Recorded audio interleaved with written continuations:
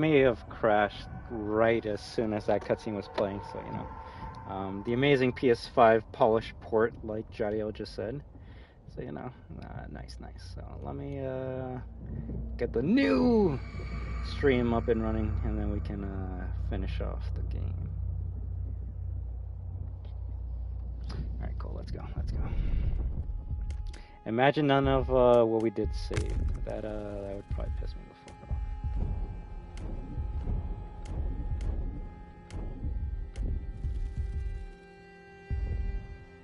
Everything seems good.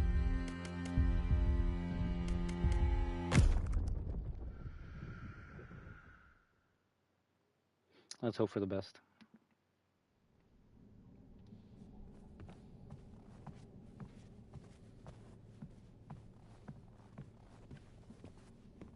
Is it because I close the door?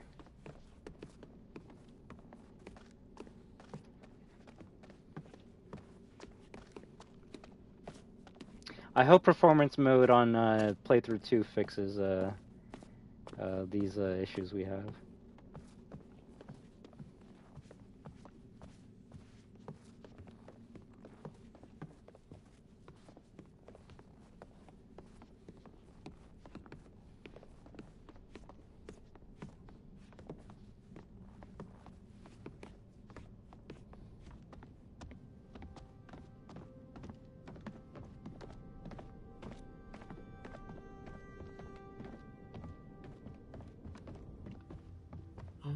How do you rate our chances of survival? Yeah, no real shit. Gotta get that PS5 Pro so it can actually like work.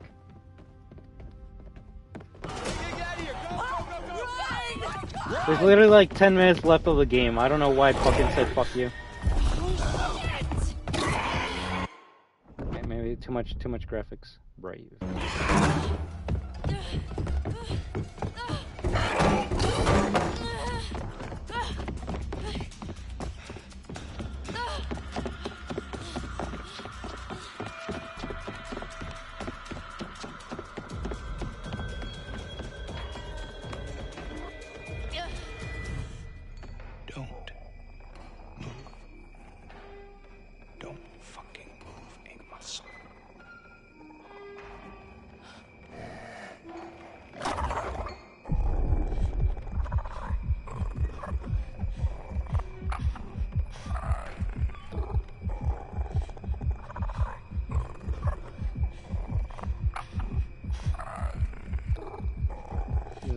One.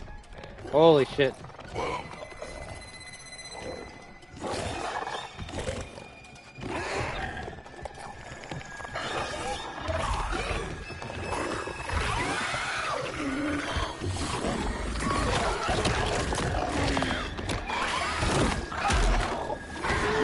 Goddamn, when to go fight? Let's go.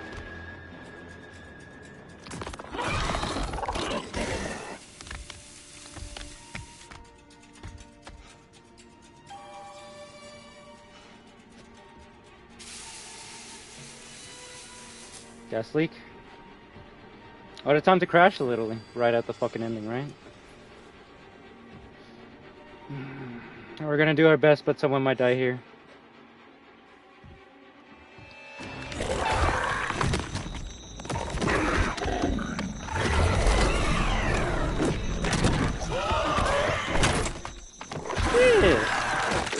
God damn.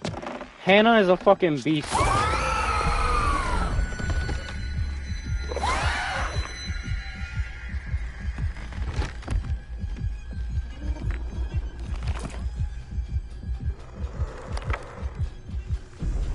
Oh, let's fucking go.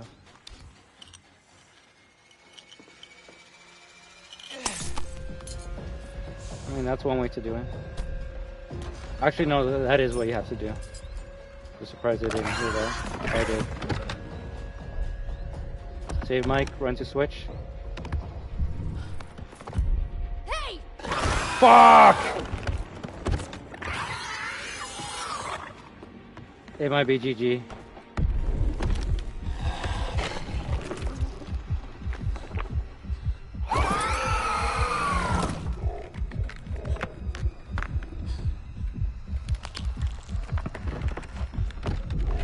Oh my fucking god. This is actually good. Run for switch, hide. Run for switch, hide. Run for switch, hide.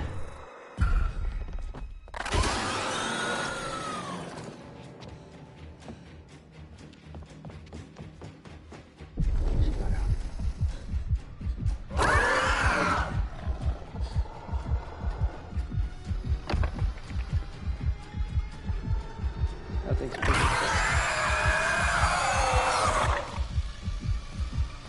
Oh no.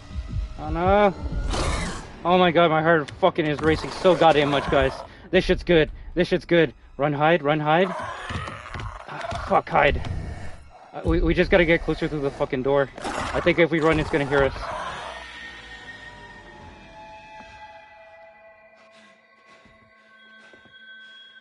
Okay, my god out, my god out, my god out.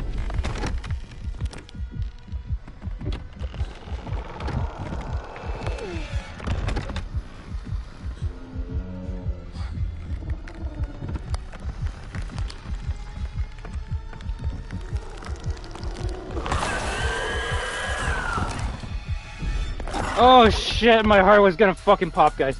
Oh my fucking god. I'm sweating so fucking much.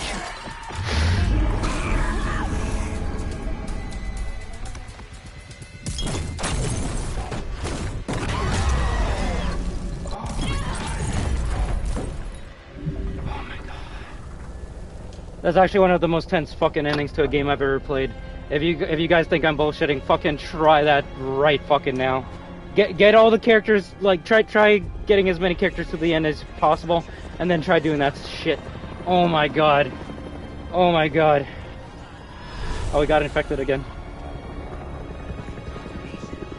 A chopper at the end of a fucking mansion explosion? What is this? Resident Evil? Yeah, you know what? Good, good. I want more. The cabin in the Black Woods. Is that a reference to the cabin in the woods? It has to be at this point. It has to be. Oh my fucking god. GG's. GG's. Credits? Credits? Epilogue? Credits. No! Is this gonna show what happened to Hannah?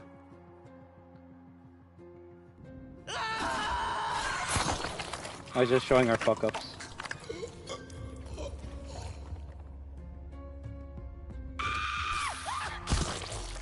So we had 2 characters die on our playthrough, sadly, and it's showing us, well, 3, I guess, if you include Josh.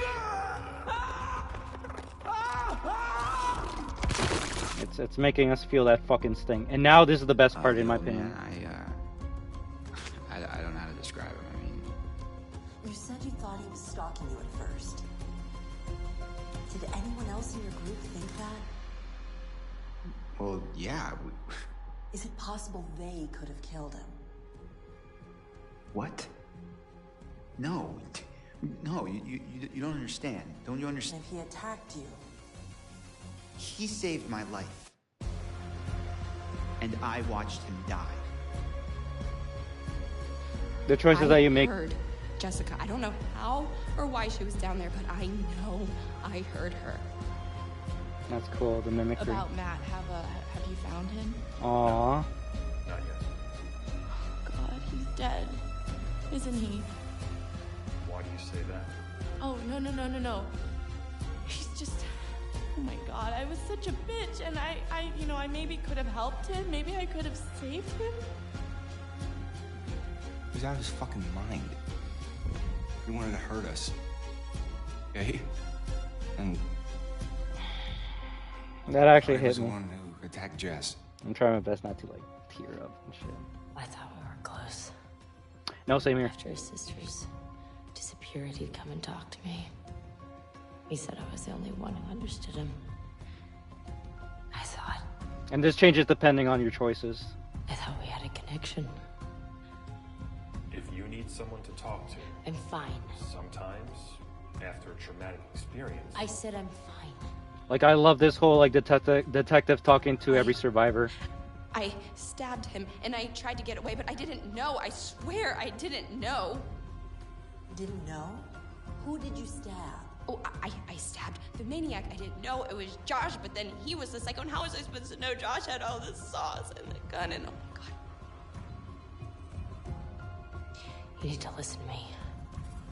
I don't care if you believe me or not. Doesn't matter because you will. You need to go down to the mines. What's in the mines, Sam? I've seen what's down there. And I'd give anything to unsee it.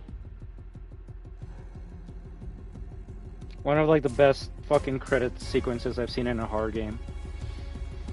And yes, if you're gonna be like, hey, that's kind of like how in the ending of The Quarry you get like this radio show talking about like everything that happened in the game. Yes, it started here. It started here. And I just think it's so cool because obviously the detectives are gonna be like, yo, like you obviously killed Josh, right? And everyone's like, no, it was the monsters. But fucking detective's not gonna fucking believe monsters are what killed everyone and set the shit on fire. And now with everything being burned, it's kind of hard to be like, but there's Wendigo bodies there. It's like, well, there's no bodies. Everything got burned. So do you believe these people? It's fucking beautiful. I love the horror in this fucking game. It's so good. It's not just like, oh, monster. It's psychological as well. It takes so much of what I love about the horror genre and masterfully puts it into a interactive experience. And the best part is there's more fucking endings. There's more fucking endings. I would say this is actually like the worst fucking ending we can get. The best ending obviously would be getting all the characters to live, but oh, I guess this is where the stream gets copyright claimed or whatever.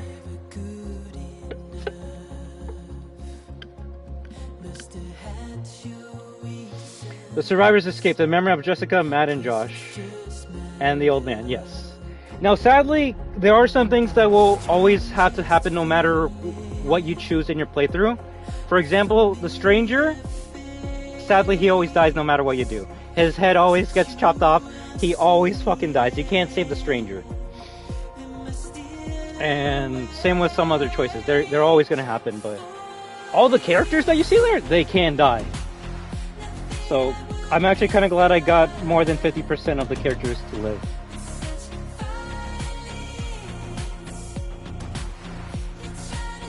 The crazy part is some of my favorite moments, iconic moments of this game, we didn't even get to experience. So that's something I'm going to have to show you on my next playthrough. Can you save Josh?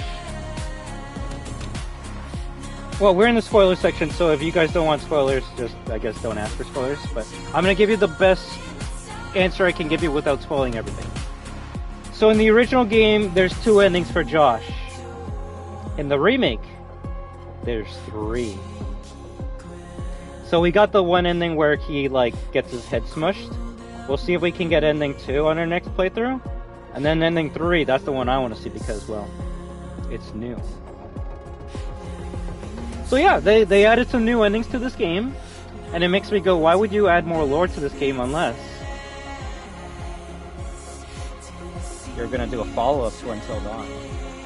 People have been waiting for a sequel to Until Dawn for like 10 fucking years. And all that we got has been a movie. There's a reference in The Quarry where, like, I think the main character, he talks about, like, he's into, like, creepy cryptids on the radio show. And he talks about how there was, like, a creepy cryptid at, like, a ski lodge or something. That's the reference to Until Dawn in that game.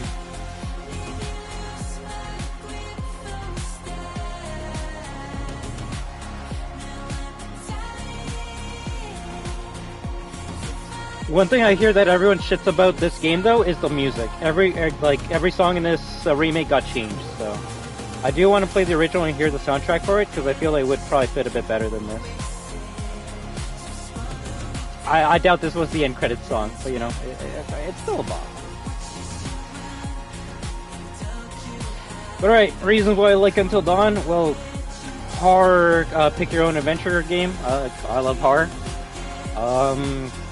It takes an entity that I've never seen in a video game before, which are the Wendigos, and uses them effectively, super fucking effectively. That, to me, and this is why this is one of those games that's hard to talk about. When people talk about Until Dawn in 2025, they go, yo, you need to play that game because, like, it's a pretty amazing pick-your-own-adventure game. Every character can die, and, like, halfway through the game, you're fighting, like, Wendigos and shit.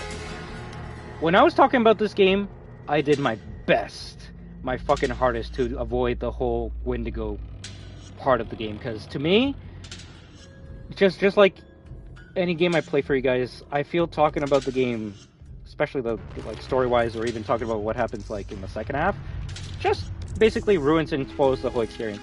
Imagine if I started part one saying like, "Yo guys, can't wait to play Until Dawn," the game where like we're playing as these teens, thinking like we're being chased by this maniac, but this maniac's actually our best friend that's like making us feel regret for what we did to their sisters a year ago, and then a real monster actually shows up and starts killing people.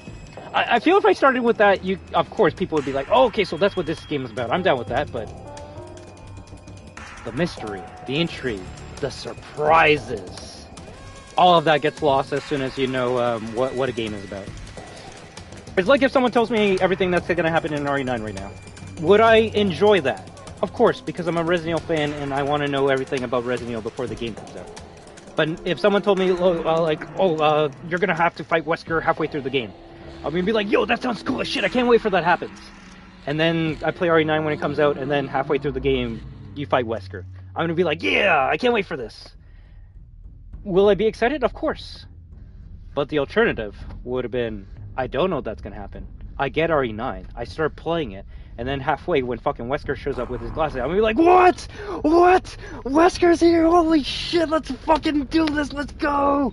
Like, I'm going to fucking have an actual genuine reaction and be excited and enjoy the game a lot more than if someone spoiled that fact for me. And you see, everyone's different. Everyone's different.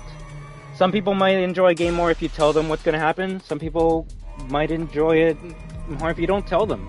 To me, I enjoy a game if you don't tell me anything about it. If I experience it for myself and you let those surprises blow my mind away. And that's why this game was fucking a 10 out of 10 back in the day. You gotta remember, this came out in like 2015. You guys have it really fucking good right now. I know I'm talking to like other people around my age, but you guys have it really fucking good. If you want to play any Resident Evil, you can just boot it up on the fucking computer. Same with Silent Hill. Same with even Parasite Eve or any of that shit. Do you know what Capcom was doing in fucking 2015? RE6. Can you say why this game was like a fucking breath of fresh air? Because the games that I was getting this shit from, they were just shitting the fucking bed. Silent Hill was basically going fucking like into the trash. Capcom was going full action with their goddamn games. I don't think Parasite Eve was the thing. FNAF was just starting to come out, which is what it's interesting how I disassociated with Resident Evil around the 2010 era, and that's when I started going into like these games, indie horrors, shit that actually like makes me fucking enjoy horror games, because Capcom was fucking shit up, so I'm not getting anything from them. So I could say I'm still not getting anything good from them, but at least it's better than what was happening in the 2010s. So.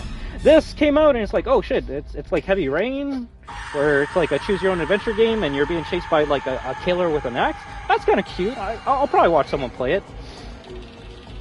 And then watching the playthrough, and then they get to that Wendigo part, I'm like, oh my fucking god, this is just Resident Evil. This is just Resident Evil. There's a fucking asylum, there's a lab, there's experiments, there's all this creepy ass fucking lore. I love this shit. I fucking love it. And I really wish we got this scene. But the scene in this game that's always gonna stick with me until the day I die is and I'm gonna do my best to not spoil it because I want to see it on the second playthrough, but the infection debacle. Because if you know me, you know which choice I made. And I have never felt regret as much as I did after I made that choice when I found out what the information you get from the book. I had to stop for a bit because I was like, oh fuck, I thought I was in the right. If I was in this situation, this is what I would have fucking done, 100% full stop. And I would have not regretted my choice at that point in time. You know, 100%, that's what happened, Magic Eye. I'm doing my best to say to you without spoiling to Magic Eye, or to Jadiel, but that's the choice I made. I'm like, well, obviously I know what happens when you get infected, so I'm sorry I have to do this. Pop. Then you read more of the book. And then I go, oh fuck, oh fuck, oh fuck, oh fuck, oh fuck, oh fuck. And I had to take a break because I felt shit. I was like, did I really just kill an innocent person? And I did. I literally did. All based on my preconceptions of like things I think I know. I'm like, I obviously think I'm obviously in the fucking right. I'm in the right. And then the game said, no, you're in the fucking wrong, bud. You're in the fucking wrong, and you killed someone. How do you feel now, motherfucker? I'm like, I feel like shit. I was killing them because I thought I was preventing something, but in case I actually just made it worse. And I have never played a choose your own adventure game that made me feel the way this game did. And that's why this game will always be number one to me. I didn't regret my choices when I fucking played, like, fuck, what is it, Detroit, Beyond Two Souls, hell, even Heavy Rain. I regret my choice with this game. But also, let's talk about the Markiplier reference. Alright, so in the part where you're playing as Ashley, and you hear the voice and you're going, if you open the hatch, a Wendigo puts their arm on Ashley's head and rips it off. And that is what happened to Markiplier on his playthrough. On part 13 out of 15, Ashley died. And he could not take that loss. So much, and now you can actually watch that, Jadio. You should actually watch his reaction after we finish the stream, but he could not take Ashley's death so much that he actually restarted a new game. He did not finish the playthrough. After Ashley died, he started a new game. All the way from the beginning, up to the point where Ashley died, and kept her alive. I have never seen that man restart a playthrough because of a character death. Maybe I need to watch more Markiplier, but that really does show the beauty of this game. When you actually start to care for these fucking pixels and go, I want to... To quote Markiplier, I believe he said, I want Ashley to make it to the end so she can go to the bone zone with Mike. And even though it's funny, it's like, no, that's what he wants. He wants them to actually like be a couple at the end. That really shows how good the writing is, if that's what you want. Do you know who I didn't want to get together? Fucking Madison Paige and Ethan. Because they were not a fucking good couple at all. But it has to happen because guy has to get girl in the end, right? No. Like, I will always love Heavy Rain. Heavy Rain will be my first pick your own adventure game. I have so many good memories with that, playing it with my sister. Same with Walking Dead Season 1. Those will be the first two that I played. This will always be the game that makes me go, okay, pick your own adventure games can be more. They can be more. And I just haven't seen, in my opinion, I haven't seen anything top this game. There's been games that have come close, really fucking close. And the closest one I can say is Dark Pictures Anthology House of Ashes, which I can play. But if I played that game for you guys, you would enjoy it, but you would be like, yo, this is just Until Dawn, but not as good. The characters are trash. The gore is not even fucking good. The story kind of just comes out of nowhere. It's one of those, like, this is what's happening and you just gotta accept it. And it's like, okay, I guess. Like, I wish there was a bit more lore to this. And they just didn't have the time for that game as much as they did for this one, or even the Quarry. But even the Quarry, I feel like the lore could have been better. To me, Jadio, the most interesting part about the Quarry is like what happens before the game even starts. Like at that the traveling amusement park or circus or whatever.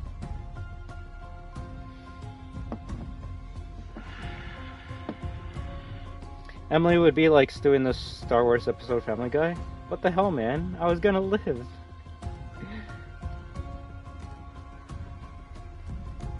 Yeah, no, you should actually watch his reaction to Ashley's death and tell me how you feel about... Oh my god. We did not... Oh my fucking god! We might have gotten the new ending for this game, guys.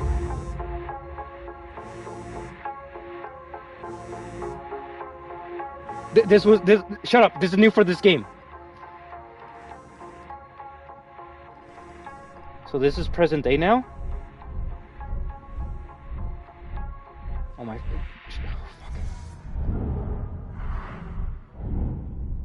This is the closest we're gonna get to Until Dawn 2. The Wendigo log? Who's calling her? Blood?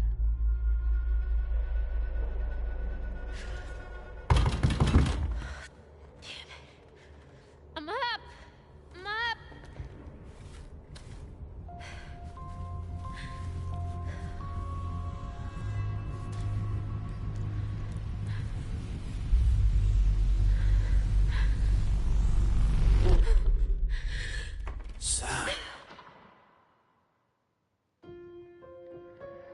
I fucking have chills, motherfuckers. I have fucking chills.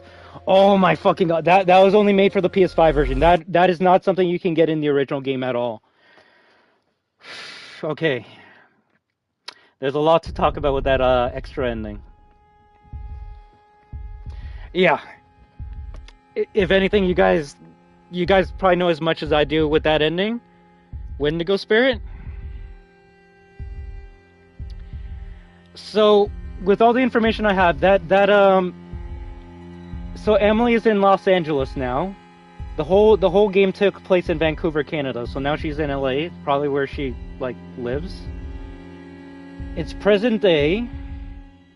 Game takes place in 2015. So that actually could be 2025, right? Or no, this game came out 2024. So that could actually be Sam 2024 present day.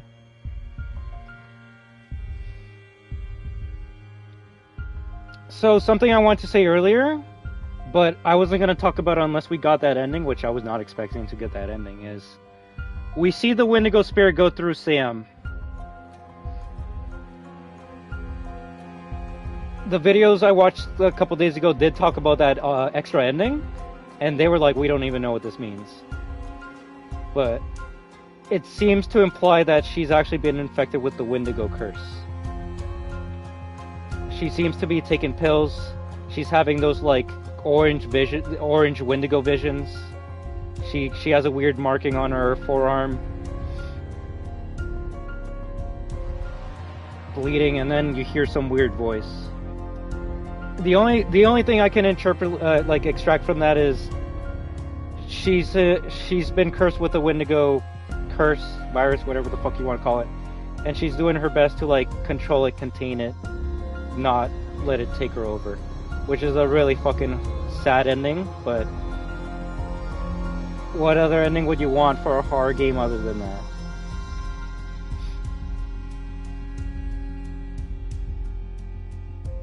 Does it mean we could get a sequel to Until Dawn? I hope so, but and this is something I've been thinking for a very long time. This game's been out for 10 fucking years, like the original. And I'm sorry to be that guy to say it, but it has to be said. Sometimes games don't need a sequel. And with a game as good as this, how the fuck do you top it? You can't. You honestly can't. Now, I'd be down if they want to continue the story of Sam and maybe how she gets rid of the curse. But Until Dawn 2, we go back to the fucking lodge and have a party and fight more Wendigos. I don't think you can do it again. Shit, not even the same company could do it again, which is why with, at least for me, The Quarry, it's just a watered down Until Dawn. Group of kids at a lodge, they gotta go, but then they couldn't, and now they gotta survive. Oh wait, what's this? Until Dawn? Actually, no, they gotta survive until what? Fucking. Actually, no, real shit.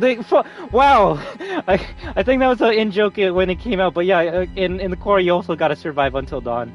Dawn is when daylight comes out, and daylight is what kills or what stops whatever's chasing you in that game. So.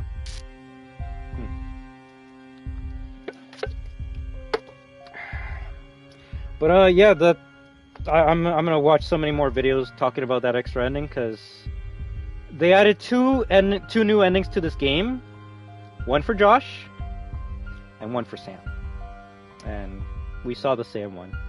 The YouTube video I was watching did say that voice that says Sam at the end could be Dr. Hill, but what does that mean? I don't fucking know, but it gets me excited for the future. Even if it's just fans talking about what could be the future.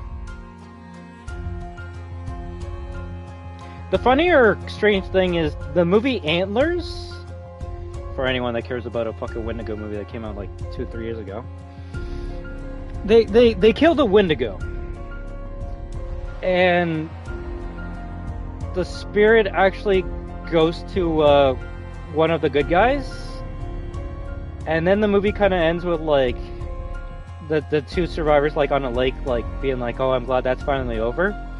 And then one of the survivors goes to like to look at the view at the lake, and then the other one's like, "Oh, don't worry, I'll catch up."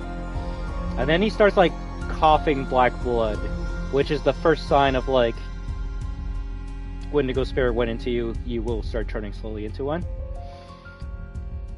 That's the only thing I kind of get from that ending of that new ending. Funny enough, it's basically the same ending of that Wendigo movie, so I kind of feel that maybe they got inspired by the Wendigo movie. Yo, if you're gonna rip off anything else, I rip off Wendigo shit. I'm okay with that. When you start ripping off like, I don't know, Silent Hill 2 remake or RE4, it's like, okay guys, you can be a bit more original. If you're gonna rip off Wendigo movies for your Wendigo game, I'm okay with that. But yeah, I'm assuming. Well, now that's another thing. What if everyone's fucking cursed? That could be a case. Everyone could be cursed. Moral of the story: if you hear there's a Wendigo in the woods, just fuck off. Just don't deal with that shit. Zombies, you can deal with that. Werewolves, vampires, you can deal with that shit. Wendigos, as a Canadian, I please advise you, just don't. Just don't. Funny enough, the first time I saw like Wendigos in media was an episode of, I believe, called Wolverine and the X-Men, where like he gets a call being like, "Yo, we need your help. We need you back in Canada because like there's this monster that's like taking all of these people, and people think it's you, but obviously it's not you." So he's like, "Yo, I'm gonna go to Canada because people are saying like Wolverine's killing people. I'm over here. What do you mean Wolverine's killing people?" And when he goes to Canada, he finds out that it's not mutants or people impersonating Wolverine killing people. It's Wendigos, and I think he actually gets infected. So you got like Wendigo Wolverine fucking shit up, and it does not go well. Yeah, Wendigos always win. You just don't win against them. Episodes? So I don't know if this was a thing in the original game, but at least we can pick. That's good. Now question, does it just let us start chapter? That's good. This is actually going to help us a lot when it comes to getting trophies and getting everything. So new game would just start a new game, overwrite your current progress to episode menu if unlocked. Just lose any case? No new game.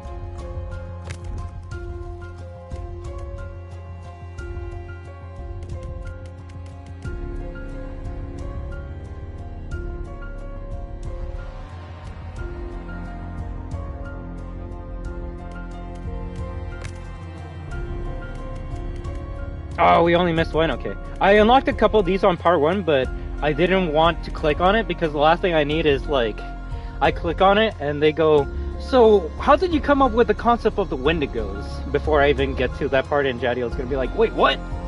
So now that we finished the game, we can actually enjoy this shit. Let's look. Movie time. Let's just chill and have a good time. If you have any questions about the game, please. I play the role of Sam. It's been a long time. 8 years. I remember her and her friends get to Blackwood. There are all sorts of creatures and things that go in the night. It's supposed to be a fun time, and this fun time turns into like the worst little vacay ever. Fuck! No! She has a driving force behind her. She has this gutsy nature. You definitely can see that she's a leader. She always fights back. She'll always lean towards the light, and she'll fight like heck. I think she's very intuitive and has good gut instincts, and she follows them.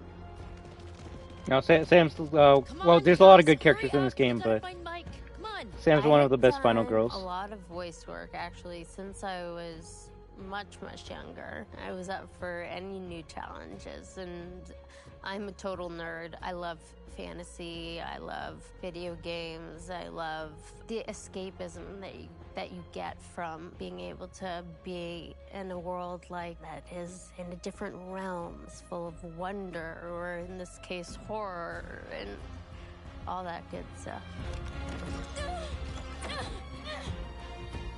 It's all about imagination. I gotta do better than that. Looking at a tennis ball on a C-stand, they're saying that's like a creature coming at you, or it's a ceiling fan, or it's a whatever. It's just about imagining as much as you can in your mind, visualizing how you would react if that were to happen in real life. It's tricky. The jump scares, I don't like being startled in like day-to-day life, but when I'm watching a horror film, I want those jump scares for sure. Outwitting the audience, doing the unexpected, just the unpredictable nature of it. This scene was added in the PS5. That's why it got me. Things This that wasn't in the original. Just separates it from the rest. I think it's the interactive part of it. Allow the audience to make decisions, and based on those decisions, something entirely different would happen. Okay, this is gonna be okay. You can't let me die! Give me a second, Ashley,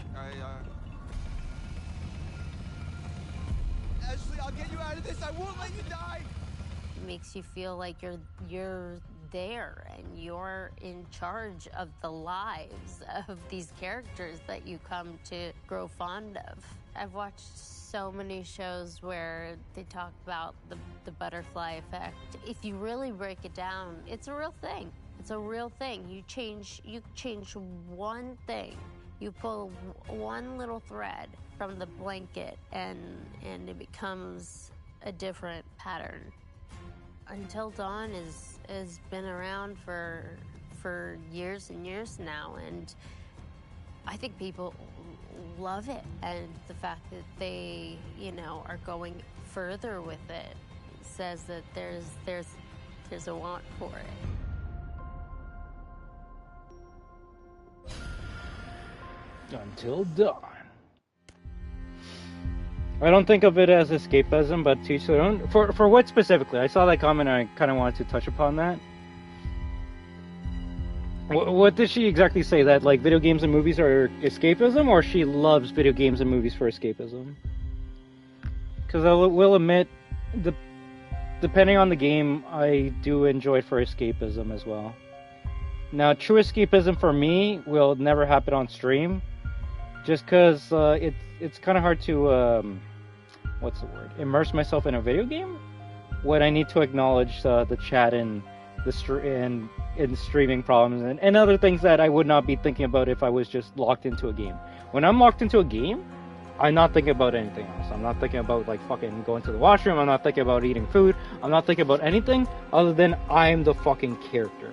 I'm the goddamn nerd. I'm the no life that's like taking this to the extreme. And you know what? People can say like, wow, loser, no life. Good for you.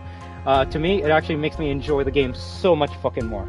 It's what makes me like fucking like duck and flinch when I'm playing a shooting game, because I actually feel like those bullets are actually like coming close to me, and I'm like, oh fuck, I gotta duck, and people are like, why are you fucking ducking? It's a video game. It's not actually happening. It's like, but I'm immersed. It's the escapism. I'm in that bitch. So yeah, I wouldn't say I love video games solely for escapism, but the escapism you can get from video games, media, YouTube, it's undeniable. Someone's gonna be like, I don't need that shit. Okay, fuck, go outside. You're gonna go outside and enjoy that more than fucking watching TV, playing a game, or watching a movie? Yeah, The Calling?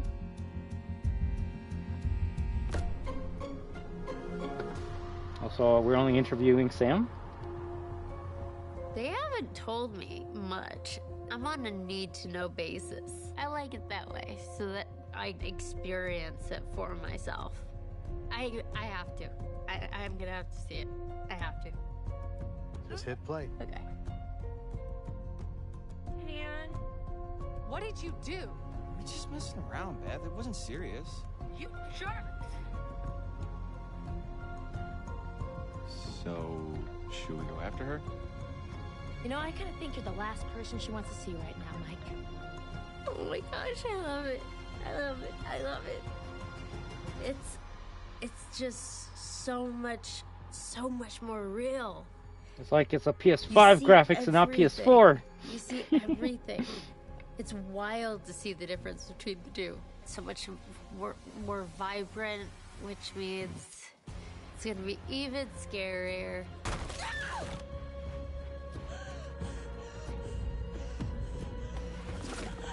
Honestly, the scariest part of this game was the last section where you gotta hold your breath. That actually was pretty fucking hard.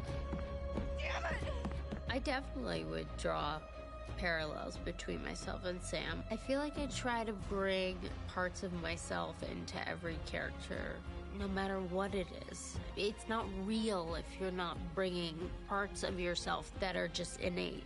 I think I would make the same decisions, some of the same decisions as Sam does. This is so fun. It was fun to come back. It was exciting to come back, exciting to revisit things. You have I think, a different So did they get everyone back? understanding of the character. She has to deal with this trauma, the people that she's lost, the friends she's lost, and things like that don't go away.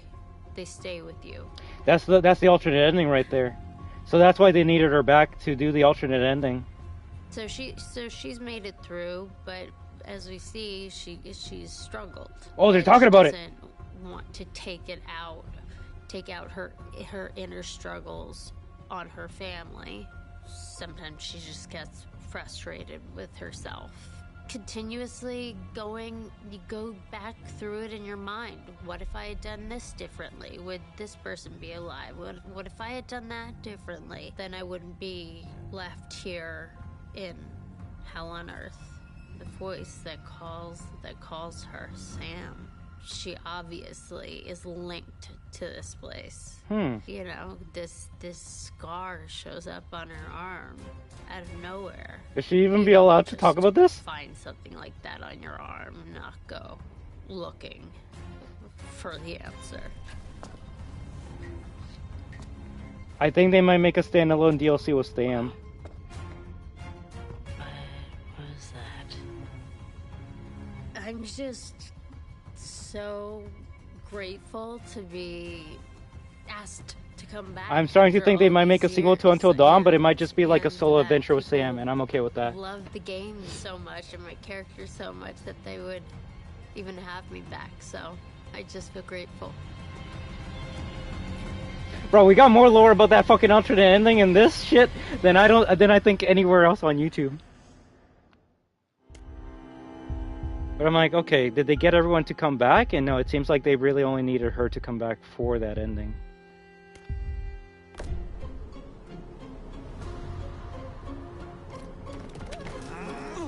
It was really exciting when we found out that we were going to be working on Until Dawn again, and it was a really exciting opportunity to revisit the music for the game. The original score by Jason Graves really brought the game to life, and we were keen to elevate and enhance on the foundations that he'd laid.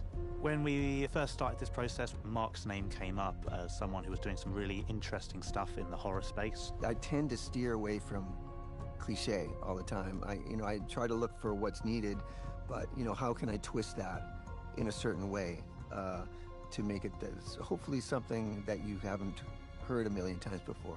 He'd done some great work in films like The Lighthouse and The Witch. He found elements from those film worlds that really picked out interesting things from the narrative, and we were keen on doing something very similar in Until Dawn.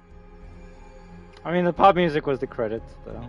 One of the first things we started looking at when we started on this game was the main theme and how we wanted to... Yeah, you know, it should end like RE2 Remake where you You'll have hear some that like from the trash very rock beginning, band and it'll just be playing for no introduced reason. all throughout the game and at key moments. That would be I that think would fit the importance horror for us vibe was better. having something that had a real hook to it, that was really identifiable, that you would hear it in any style and in any part of the game, and you would immediately pick up, oh, this is relating to the wider Until Dawn universe. Did you see this view? I mean, holy cow. Each environment, we really wanted to create its own musical character that would go with it. So for the mines, the sanatorium, the forest itself, and the lodge, we had 4 different suites that would sit within these worlds that would give each of them a character and their own kind of melodies and sound world, which you immediately knew when you were changing from environment. Oh, yeah, OG RE2? Fuck yeah, I'm talking about RE2 Remake with the fucking lyrics. Very quickly, you understood where you were because of that musical Gone, world. gone. I try to evoke the feeling So of being in these places, like you know, with the mines, it's metallic. It's the, you know, the scraping of the wheels on the mine car tracks, and it's echoey, so there's more reverb. It's not so in your face. It's more sort of a haunted feeling. Than the lodge would be close. It's indoors in a nice warm cabin, so it's more in your face. I think one of the most iconic places in the game is the sanatorium. It's got a lot of history to the building, and we had a lot of fun introducing bits of music from that past and making it feel like there was history within the music that was kind of distant memories as you were exploring it. You guys go ahead. I'm just gonna wait here for a bit. See who else is coming. One of the things that we wanted to do in this reimagining of Until Dawn was look at character themes and seeing if there's more opportunities to bring in thematic material to represent each of the characters. And that might be a melody, but it also might be something more like an instrument that represents that character. I think in this score there was probably more of an accent on melodic motifs for all the characters, and that was sort of new to me because I tended to do a lot of broad brushstrokes where you're really scoring the vibe of the Oh, the guy looks like Dr. Hill? Wait, okay, so you hear that too, right? The score was mostly done in the box, so that's basically you know, in my home studio with not a lot of acoustic instruments performed within the recording of the score. When you're composing, you know, in the box, as we say, there can be a certain thinness to the sound. You know, it's sort of closed in like that. But as soon as you get more players involved, and you know, recording in this beautiful studio, then the whole sound just sort of widens up and becomes larger than life. With a couple of the sessions we're doing here, we're kind of trying out some more experimental things, and our kind of goal here is to really find some interesting and unique sounds that can really characterize some of the places and sequences within the game. One of the cues even has all of the players blowing across their cellos and double basses, which creates this really eerie, windy sound. And yeah, a lot of those kind of creative effects really help create this kind of eerie, uncanny space, because you're taking the acoustic sound of the instruments, but then kind of manipulating it in a way that you're unfamiliar with, and kind of you get this uncanny valley feel to it. We've got a percussionist coming in who's basically bringing a truckload of interesting and fun sounds, including squeaky hinges and other bizarre contraptions that we're going to be playing. My favorite way to make horror music, just shake shit. We set out to create something that was very different from the original, and to help score the environment, score the characters, and create a little bit more of an overarching thematic experience for the game. And I think we've achieved that. Both Joe and James were just a pleasure to work with. I mean, the team worked together just like the meshes in a gear. It's just been wonderful. It was amazing to be able to reimagine the score and go on this new journey with it. I'm really excited with how it's come out, and I hope the audience enjoy it as well. This is all very, very new to me, but very, very exciting. You know, you got to shake up your world now and then.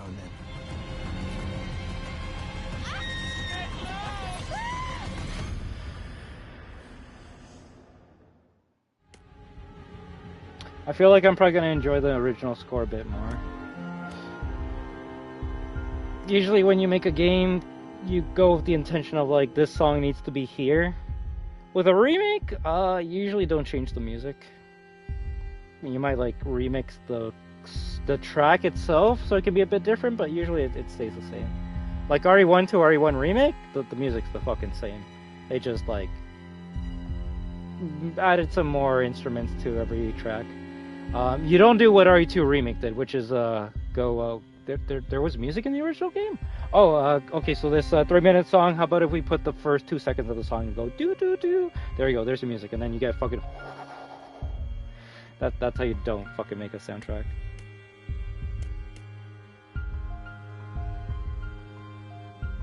The thing that people asked... Yeah, you add more music.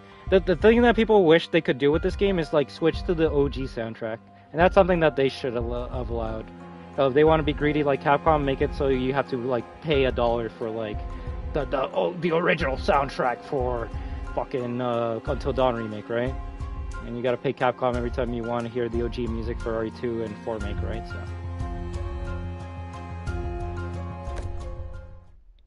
So 2015, so this was like, this is an old one, eh? This is probably on the features of the PS4 version. Until Dawn. My name is Rami Malek, and I played Josh. My name is Megan Martin. My name is Brett Dalton.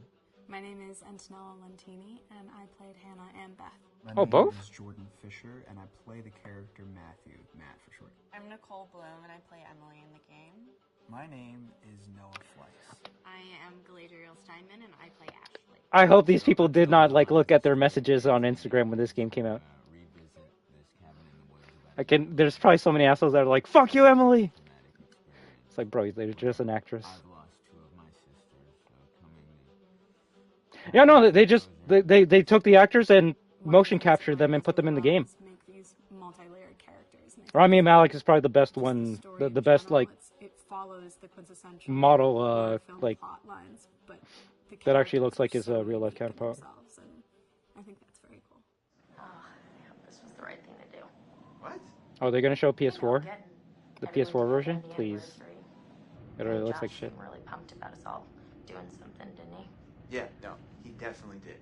I haven't seen him so excited about something in forever. Good.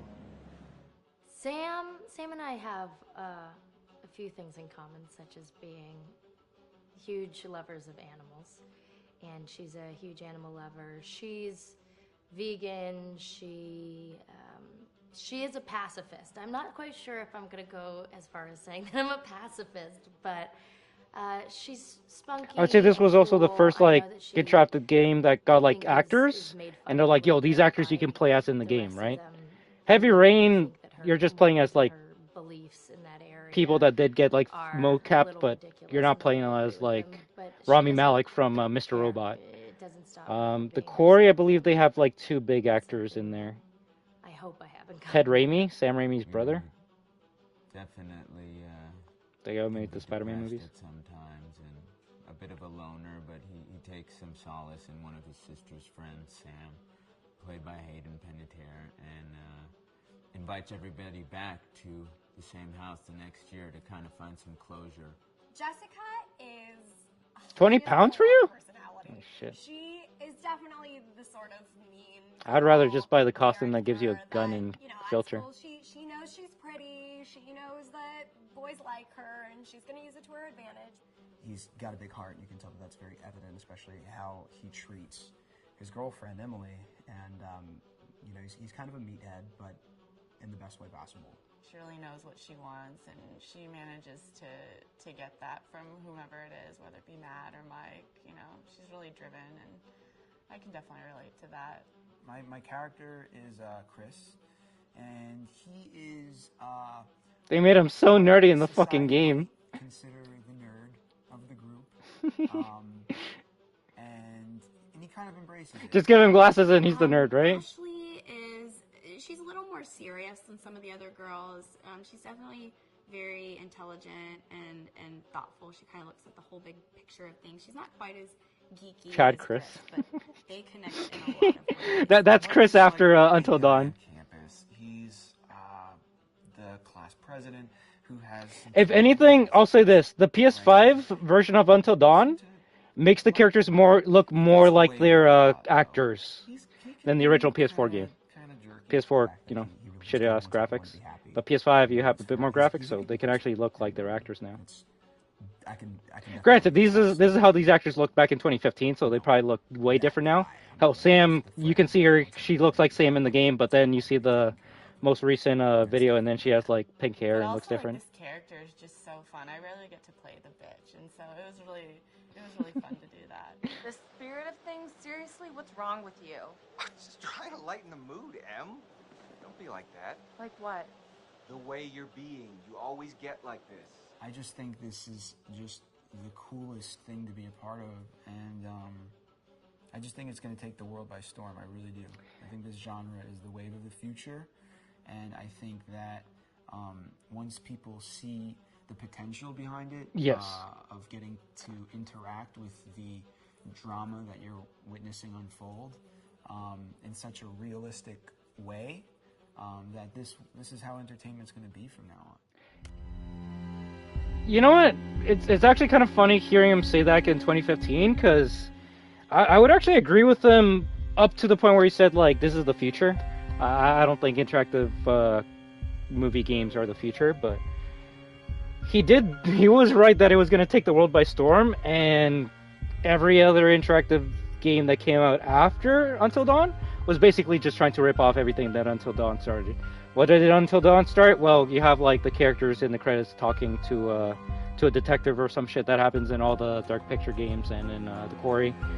The butterfly effect is the biggest one that this game introduced, which is like branching paths that will change the course of the game entirely. I was trying to think if if Heavy Rain started the butterfly effect, but it honestly didn't. There are choices that do change the ending, but it's not like a choice you do in Chapter 1 will really change the rest of the game or even the ending. I would say with Heavy Rain, it's more so the last like 2 chapters that really affect the game's ending. Detroit, I will say, is a bit more like Until Dawn, where something that happens in the beginning can actually affect the rest of the game.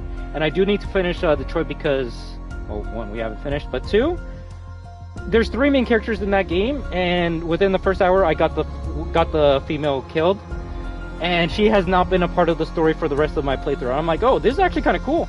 Heavy Rain would have not done that. You would have not like killed Ethan Chapter 1 and then continued the rest of the game. So that's something that I will be like, okay, David Cage, you learned still from other games that do the same thing that you're doing, but you're learning. By learning, I mean he's just taking what fucking Until Dawn did and put it in his game, right?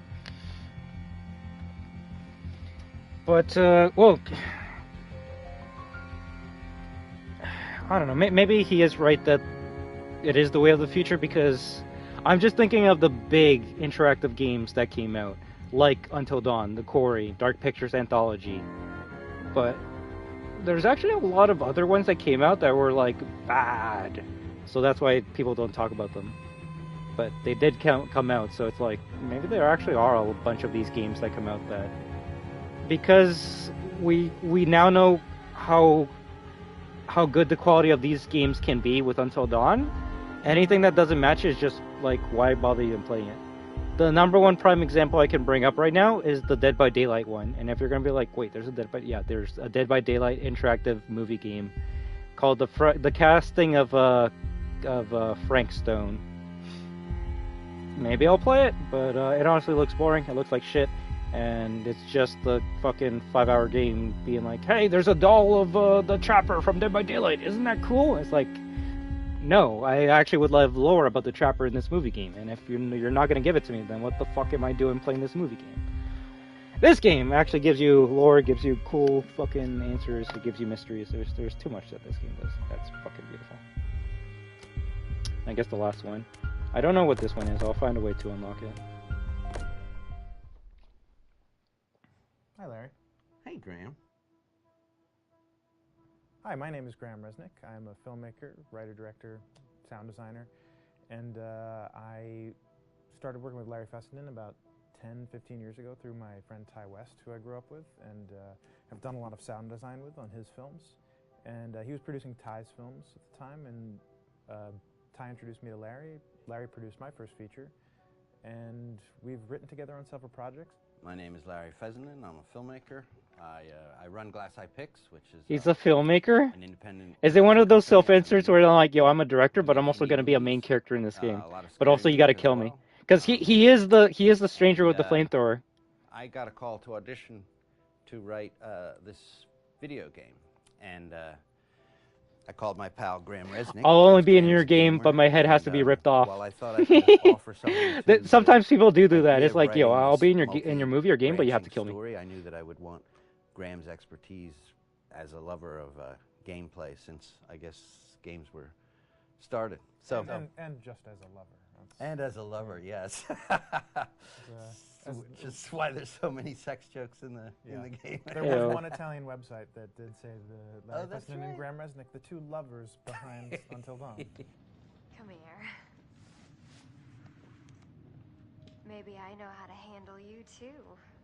I am definitely ready to be handled. Ew. So I wanted Graham by my side. Yeah, and we got the gig, and it's been an amazing ride. Oh, hell yeah. One thing I do miss about OG Until Dawn, it was noticed for its bluish look. Like if games had like a piss green filter, Until Dawn was known for the blue filter, and that was just kind of removed in the remake. The basic setup is that a year prior to the game's start, all these kids had gone up to a ski lodge that was owned by the parents of one of the kids, or a couple of the kids, and some of the teenagers played a prank on some of the other teenagers, and a terrible tragedy occurred when a few of them, two sisters, ran out into a blizzard, and were never seen from again.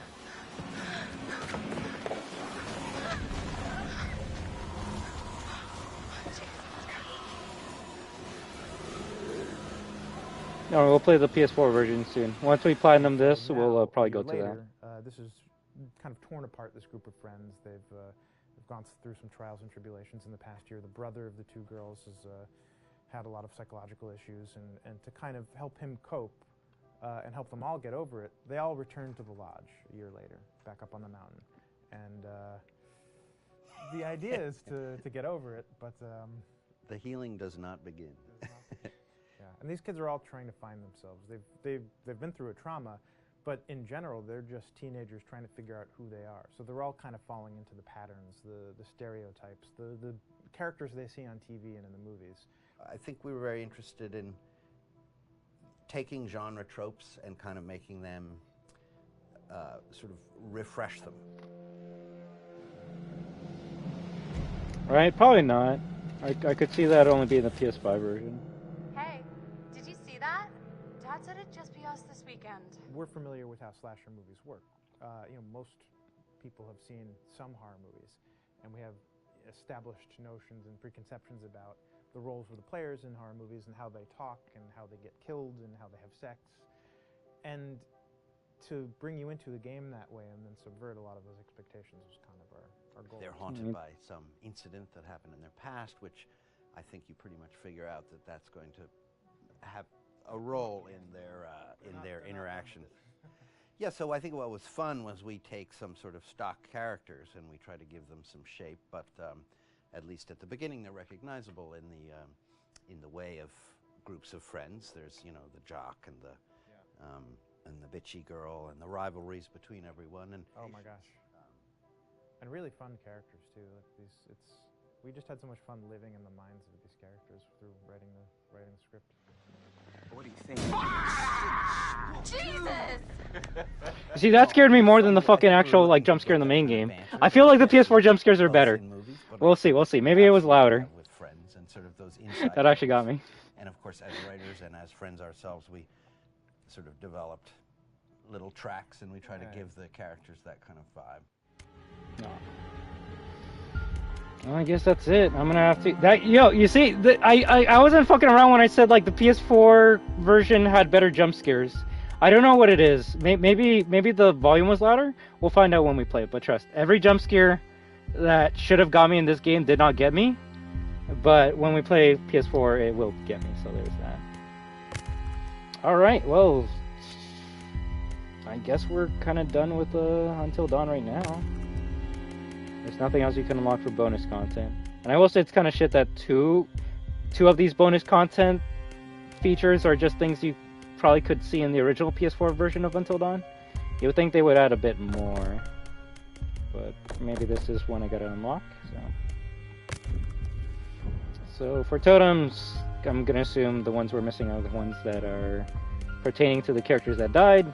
Same with Mystery Man, which if you're wondering who the Mystery Man is, it's the guy who, wait, no. Oh yeah, Mystery Man is Josh. 1952 is the mine, and the twins are the twins. So the new totem that they added, the hunger totem, it's interesting because these totems are basically showing you what happened to Hannah after the fall. So if I can give you my shit-ass descriptions of each one. So this is Hannah crawling to the grave of Beth. We don't know what happened to part 2. Part 3 is Hannah starting to have like the Wendigo vision, so she's slowly starting to transform. I'm assuming this is her fully being turned into a Wendigo and hunting for deer and other shit around the mountain. These weren't in the original game, so this is kind of cool. And I guess if you're like, I wonder who this is, as soon as you get to the last one, you know who it is, because that's Josh being picked up by the Wendigo, and it's like, well, who picked up Josh? But Hannah, so that's kind of cool. But I'm hoping to get more into like the lore and whole like transformations of the Wendigo on the next playthrough. I'm gonna do as much research as I can tonight, and then more than likely tomorrow, unless there's something I gotta stream that I forgot that I can't remember, we'll try to start playthrough number 2 and get everything unlocked as well. If anything, let's see what trophies I missed. Now that I can actually look at the trophies. So I got 11 out of 29. So a Symphony of Heart trophy, so that's platinum. The Tale of Two Sisters. The group found all the clues from the twins clue line. I fucked that up. This is the end. Nobody survived until dawn. That's funny. They all live. All 8 friends survived until dawn. Nice.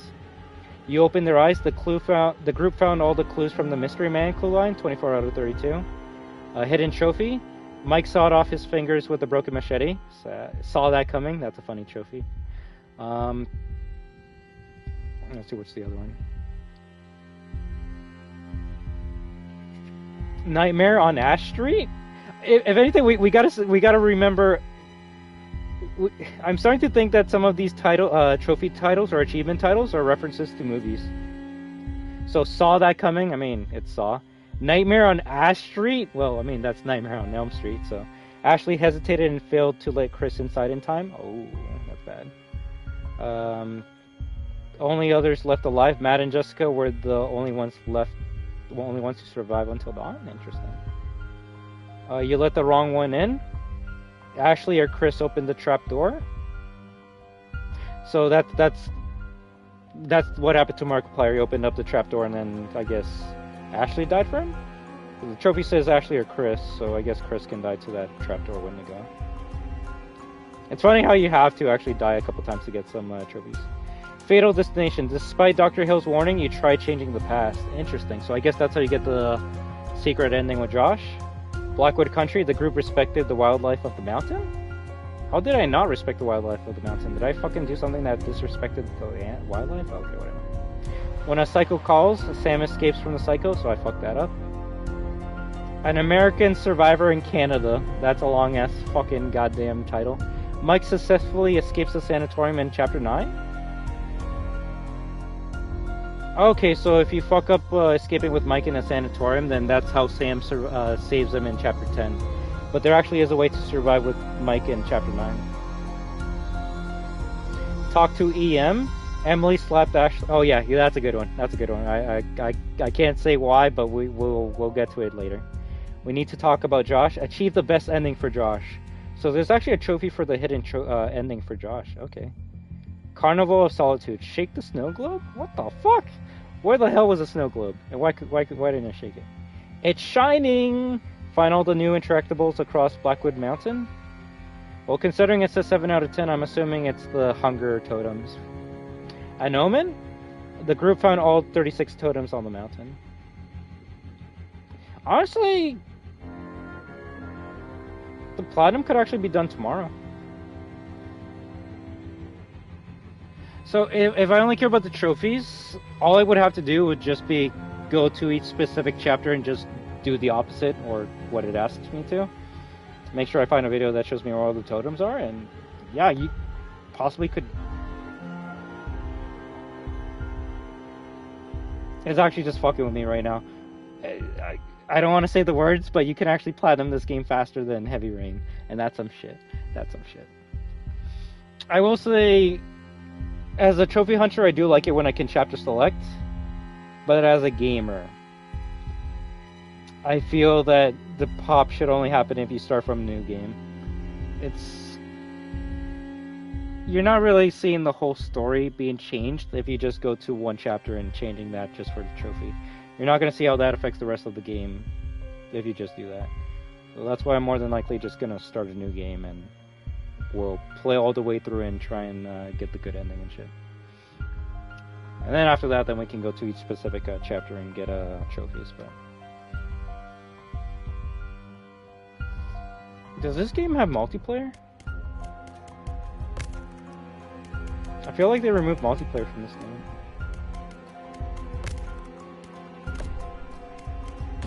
So if you just start chapter, it just starts it.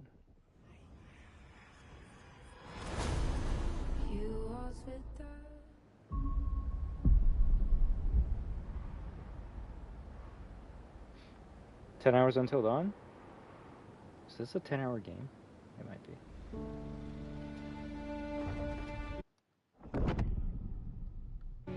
The one thing, yeah, the main reason why we'll start from the beginning so we can see all the alternate shit.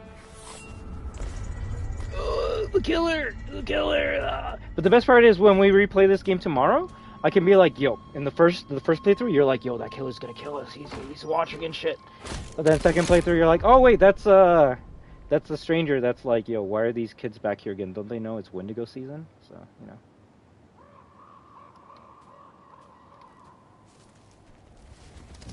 Hello? Someone there? I'm assuming that's a stranger. If not, maybe Josh. Anytime we know it's a Wendigo, it has the Wendigo vision, so.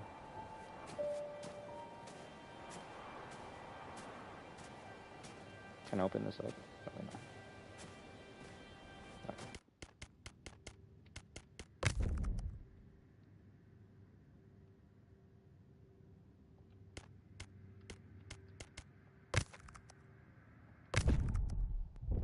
Wait, did you just watch it? Yeah, before I end the stream, I want to know, did you watch it? Yeah, I need to talk about that before I end the stream. Let's see. No! I'm gonna replay through the whole freaking game again, cause no! Yeah, Mark had a reasonable crash out. No, 100%. You watched it? Nice. Make sure it's not the animated one. Like, click on the chapter or part 13 and like skip to like near the end of the video. I think the funniest thing is like he has like normal black hair in that video, and then like chapter like part 13 and then part 14 he has like pink hair or some shit. So it's like, yo. All right, it's the raw one. Good. But if anything, now I'm probably just gonna go relax and watch his playthrough of Until Dawn OG. See what differences with the original game compared to the remake, but also see his choices. But yeah.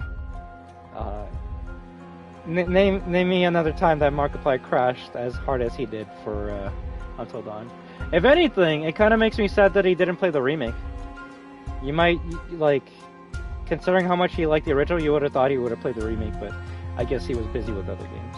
Oh, that's okay. Or he looked at the remake and he's like, I can't do it again. I did my first playthrough. I'm good with that. I cannot go with you know what? Do you know what would have been funny? Maybe this is why he didn't do it. Because he knows he would have fucked up again, and Ashley would have died, and then he would have had the same crash out. I guarantee you that's why he didn't fucking play it. He's like, I want to play this game, but like I actually don't remember what the right choice was, and I know Ashley's gonna die, and I can't let that happen. So, yeah, no, I feel like that's why he didn't do it the second time.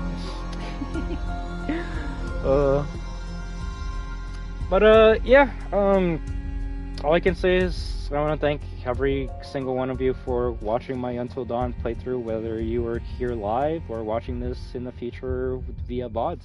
Hey there, am I still streaming in the future? Did it get better? Did I ever finish Detroit Become Human? You guys let me know in the comments, all right? And you can't comment unless you're watching this in the year 2026, all right? Okay, cool. But no, I honestly had a really fun time. Even though I do have a more personal experience when I play a game by myself, no like streaming, I'm actually glad I could share these moments with you, because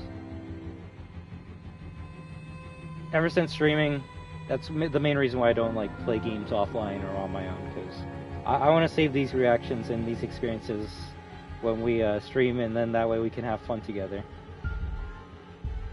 I cannot tell you how happy and how many laughs you gave me, Jadio, with your reactions to this game.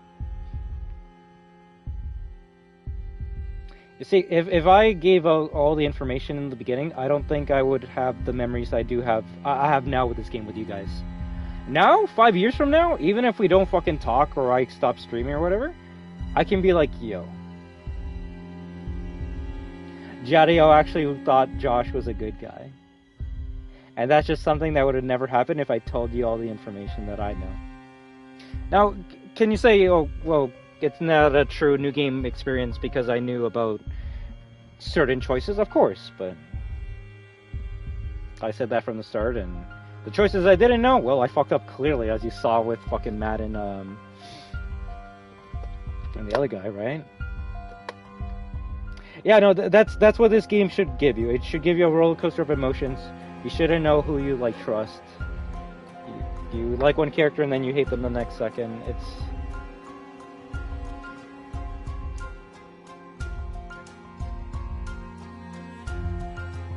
It's just perfect to me. It's just perfect to me.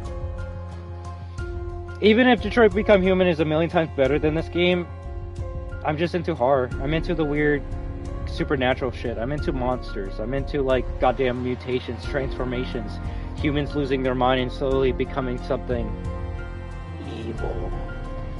An evil resident. And that's just something that no other pick your own adventure game has done, other than the three that I always state, which is Until Dawn, The Quarry, and House of Ashes. So if you're like, yo, I want to play The Quarry or House of Ashes because I'm going to get like a realistic game, sorry I spoiled it for you, but those games have an element that scratch that supernatural itch to me, which makes me want to play them. But with The Quarry, I just watch other people play it, and I'm like, yeah, it's not really my thing. And House of Ashes, that's actually one I do want to play, but objectively, I don't think it's better than The Quarry. But I personally like it more than The Quarry because of the entity that's in there, so we'll see. Now, I love everyone but Josh, exactly. Although that's where, like, and I want to say this once the reveal with Josh happened, Josh is an extremely complex character. Is he fucked up? Yes. But he's also crazy. He's off his medication. He's been going to therapy for the year since after his sister died, and he was trying to get help from Dr. Hill. I'm not excusing everything that he did, but when you have a mental patient that breaks free and then they just get to do whatever they want, do you really blame the mental patient or the institution that let the mental patient free? Like, I'm not excusing what Josh did, and this is one of those, like, a villain that you, like,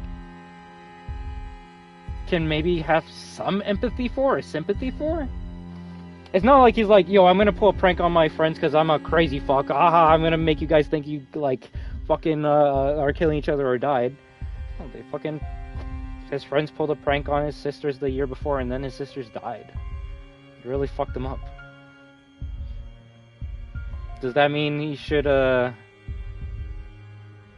kill people? No, but that's the thing. Like, I'm not going to excuse what Josh did, but in Josh's mind, all he wanted to do is just make his friends feel what his sisters felt the year before. Now, did he crank that shit up to a fucking extreme? Oh, fuck yeah! Like, as soon as you're fucking, like, using pig intestines to make people think that you're being cut in half, I think you're pushing a bit too far. But cutting that be the same thing that the friends did to Beth in the beginning. They knew Beth was really into Mike, and they're like, all right, Mike, you're gonna pretend you're into her, but you're actually gonna like make her look like a fucking idiot in front of all her closest friends. And it devastated her.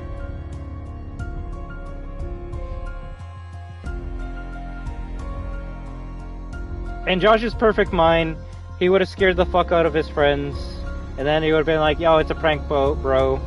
You guys like the prank? And then the friends would have been like, no, we're not your friends anymore. As soon as fucking daylight comes, we're telling the police about this. You're gonna be in jail and we're gonna go home.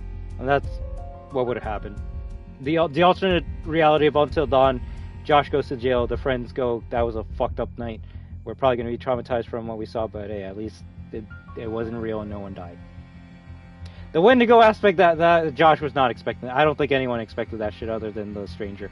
The stranger was the only one that knew about the Wendigos. Everyone else, they were in the dark about that, so.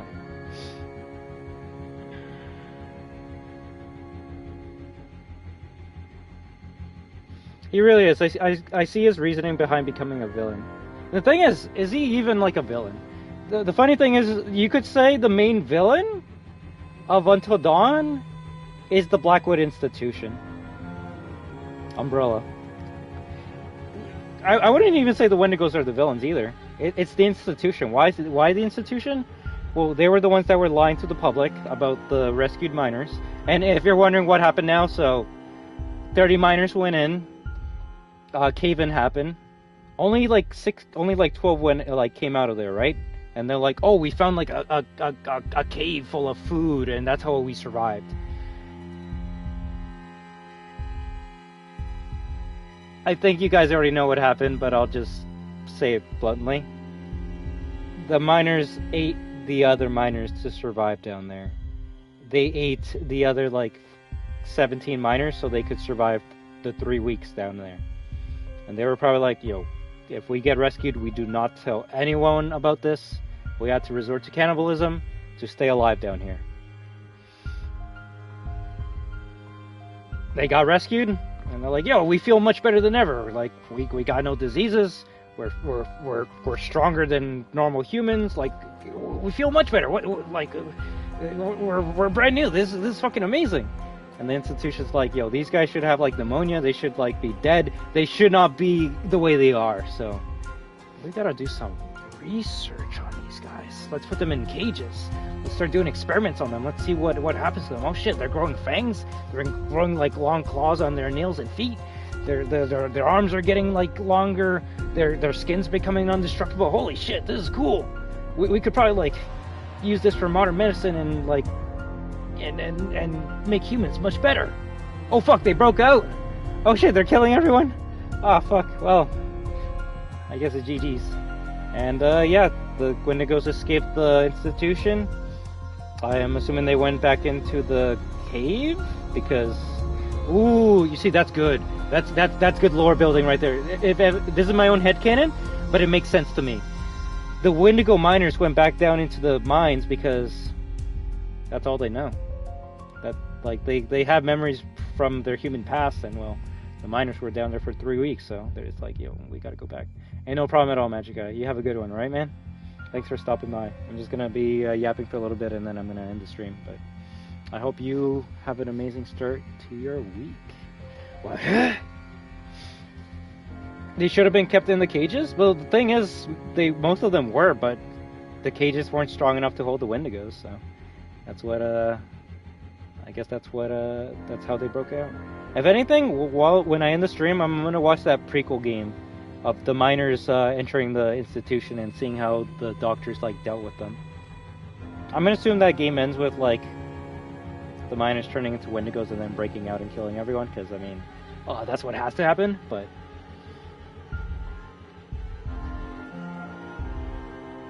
I would say if the institution either killed all the miners, they didn't rescue the miners, or found a better way to contain them, the outbreak would have not happened.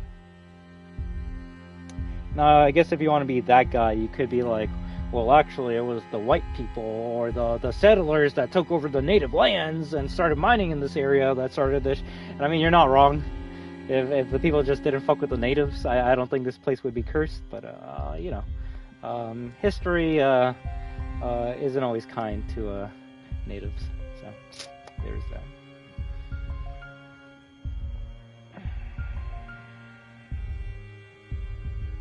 Well, shit. If Magic Guy's not here, I guess we can talk about the quarry, right? So what's my issue with the quarry? Honestly, Jadio, my biggest issue with the quarry is the werewolf lore isn't as good as it could be. Like, funny enough, if you were to ask me which monster I like more, Wendigos or werewolves, werewolves any day of the week. They're just so fucking cool. And when I heard that werewolves might be the creature that's in the quarry, I'm like, yo, that's like... There were two things it could have been. Before the game came out, people were like, it's going to be werewolves, or it's going to be aliens and UFOs. And I'm like, I mean, like, I guess aliens wouldn't be too out of the realm of possibility, but I kind of like this werewolf power. But, yeah, the werewolves compared to this, the werewolf lore compared to this, yeah, no contest. And that's my issue. The lore for the Wendigos was built so fucking good in this game that it just made me go, why were the werewolves not given the same treatment in the quarry? They kind of just show up out of nowhere, and you just gotta accept that. And to me, because of Until Dawn, I did accept it, because I'm like, well, obviously something's gonna happen halfway in the game that just changes shit up, and now you got a like fucking mythological beast to deal with. But it's just the way it was handled. I'm like, okay, so werewolves are here. I'm okay with that. You're gonna explain this? And they just never did. Now, yeah, you could say like, well, this game doesn't really explain how like the natives were able to like conjure up evil spirits and shit. And like that's just a native thing. You know, I don't ask too much. If you're gonna tell me a native can transform into a bear, you know what? Fucking mythological powers, they can't. But if you're gonna tell me like there was like a roaming fucking traveling circus, and one of the fucking exhibits was like a werewolf boy, and then this werewolf boy bit other people, and that's how the other people started turning into werewolves, I'm just gonna ask the obvious question, which is, how did werewolf boy become werewolf boy in the first place? And that, to me, that's why I said earlier, like, Silas is the most interesting thing about the quarry, because he's kind of like Hunk, where there's like no reasoning to him existing, there's no answers. There's not much backstory, which makes it mysterious, which makes me more curious about him. But they don't give you answers, so it's like, okay, that curiosity just goes into the shitter. Well, at least my curiosity with this game, there's so much fucking lore that I did not even discover in my first playthrough, that we will be getting more answers the more we play. So, but I don't know, maybe I needed to watch more playthroughs of the quarry, so then the werewolf lore could be a little bit better, but... I won't lie, I also don't like the designs of the werewolves. Like, the funniest criticism that people said about the quarry when it came out were, they're like, okay, so they just took the Wendigos and made them smaller. Like, when I think of werewolf, I think like Wolfman, right? Like, kind of like Goosebumps. You got like the pointy ears, the tail, fucking sharp claws and shit, fur all over the body. The werewolves in the quarry were like these fucking like hairless, like they basically look like smaller Wendigos. Real shit. They didn't have tails. They didn't have like fur on their bodies. They didn't even. Well, I guess they had like a bit more pointy ears, but they look more Wendigo than wolf. And it just makes me go, that's not a werewolf. Funny, I would say it looks more like the werewolf from the Harry Potter movie than like that werewolf from Van Helsing. Baby Wendigos, yeah. Baby Wendigos that you can kill. That's another thing. You could actually kill the werewolves in that.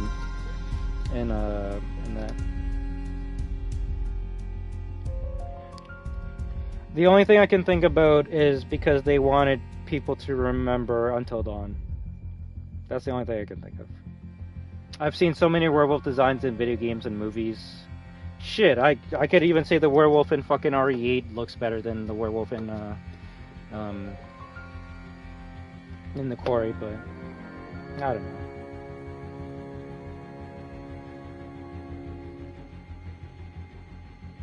Also, You see, I'm glad we're talking about this now because if you do want me to play the Corey, I can. And just like Until Dawn, I will not be talking about the things I dislike about the game until we get to the end of the game. I kind of like I don't even have the pin comment here, but I kind of want to keep the negative riz to at least the end. I'm not saying we can't have any negativity on the stream, but if we can at least hold off until the end, then we can at least let it all out, right? We can talk about everything at once instead of being like, oh, I don't like this in this one chapter. I don't like this in this one chapter. I don't like this in this one chapter. If we wait until the end, we can at least like be like, oh, I don't like all this, but also maybe further chapters actually made things that I didn't like in earlier chapters better.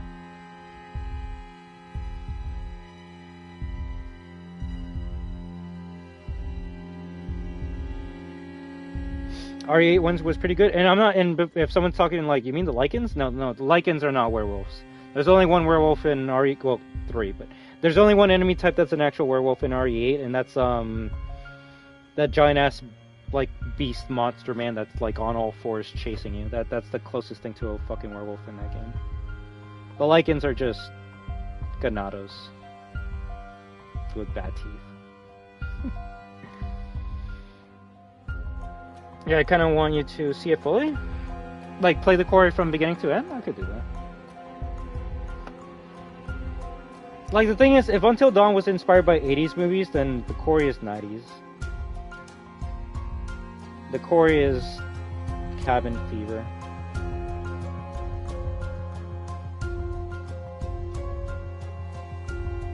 But yeah, like... Hell, even the whole, like, transformation of the werewolf. That's one of my, like, favorite things in these horror games, movies, novels. Like, the actual metamorphosis of a human into a monster. When it can go into details or explain, like, what Buddy's thinking or the process of what's happening to him, that's really fucking cool and horrifying. And the fact that this game, I didn't even know this until I played this game, it shows you like the stages of a human turning into a Wendigo, and it's like, yeah, it usually takes like 12 days to turn into a Wendigo. That's cool. I can believe that. It's not like an instant fucking process. Do you know what was a fucking instant fucking process? Playing the fucking Corey, being bitten by a goddamn werewolf, and then being like, oh, I'm turning into a werewolf in like 5 minutes. Like, the fuck? Okay, I guess? Fuck werewolf lore where it's like, it takes a while for you to turn into a werewolf, or at least the next full moon. It's like, no, it's gotta happen 2 fucking day. It's like, alright, and then you're gonna tell me that they get cured in the same fucking day too, right? Oh, I guess they get cured in the same fucking day too. Cool, I guess, whatever. Sure. The only interesting part about the werewolf that I liked, and even this was like bullshit, was the fact that the girl that lost her eye, when she became a werewolf, she got her eye back. And it's like, okay, that's kind of interesting, where if you transform into a werewolf and you like lost a limb or a digit or a body part, you kind of like regrow that part. I thought that was cool. But then it makes me ask some more questions. It's like, okay, so like when she turned into a wolf, she grew another eye? Why would she just be like just a one-eyed werewolf? Why would she grow that eye back? And then when she turns back into a human, why would she keep that new eye? Wouldn't it, like, be removed or some shit? Like, these are the questions that I was fucking asking when I was playing the game. And obviously no one's asking these questions because they're like, bro, it's just a fucking game. Bro, this is where I say I take escapism to a new level, because I'm a no-life fucking loser gamer, and this is the shit that makes me happy. And when a game story and lore doesn't really, like, I don't know, give me something good to munch on, it really just makes you go, okay, how the fuck did Until Dawn do it better 2015? But the Corey that came out less than 5 years ago, I think it came out like, what, 3 years ago? It just has so many inconsistencies. Yeah, like, I'm not saying every transformation needs to be like the Hulk, where like he's slowly getting bigger and bulkier, and like his like fucking, or like his clothes are like ripping off and shit, or like even a Werewolf in London, probably the best werewolf transformation of all time, practical effects. I'm not saying it has to be that, but the fact that this game actually did do that, like it's showing you pictures of a character slowly turning into a Wendigo, and then the Corey's like, when a guy gets infected or whatever, a girl gets infected, they start becoming more of an asshole, which that is true in some werewolf lore. And then their eyes start like getting like dark or some shit, which I'm like, okay. And then their eyes go yellow, which I do like. And then the next stage is they go, ah, and they just explode into a werewolf. I'm like, the fuck? Like it's making my fucking like gamer nerdy brain go like, so what's actually happened there? Is the werewolf like exploding the human skin and that's underneath? Like, how the fuck did they get that? But like, it's just dumb. And the worst part to me is, it's funny because in this game, no two Wendigos are the same. Like, they didn't take a Wendigo model and say, okay, copy paste, copy paste, copy paste, copy paste. Every Wendigo in this game is unique. You can tell like the ones that were minors, the ones that are just fucking like straight up naked. The Hannah is the best Wendigo because it's like the huge one, right? Which makes me wonder, why is Hannah like the biggest Wendigo and the strongest one? Why is she the alpha? And that's things that make me want to play the game again to see if I can find the answer as to why she's the alpha. Fucking the quarry, every werewolf's the fucking same unless it's Silas. Silas is the only unique werewolf because he's a white wolf. Every other werewolf is just the same fucking model. The same fucking model. If the fucking guy turns into a werewolf, fucking pants with fucking upper body naked. The girl turns into a fucking werewolf, same fucking shit. So I'm like, okay, so you just copy and pasted these werewolves and called it a day. You didn't even like try and make any of them unique or be like, oh, this one's gonna have a different colored fur, or this one's gonna be different, or because she's a bitch, this werewolf's gonna be more of a bitch, and because he's like, I don't know, like vicious, he's gonna be more aggressive as a werewolf. Like there was none of that. There was. To me, it is the biggest letdown that studio has done. And I'm not even saying the game's bad. The game is passable. I would probably, if this is a fucking 10 out of 10, then Quarry's at least a 7, if not an 8 out of 10. But not much closure in that game as well.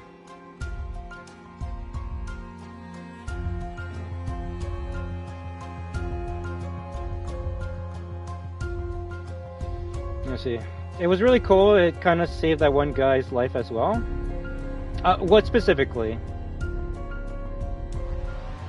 Oh yeah, that was cool. It was like, and that's the thing that's like, is it cool? Yes, but is it original? I can't say that it is. If anything, the first thing I thought about when I saw that scene was the live-action Doom movie with Dwayne "The Rock" Johnson. Spoilers for a movie that came out in 2005. At the end of the movie, you have Doom Guy and his sister, and Doom Guy's like dying because he got like really fatally wounded.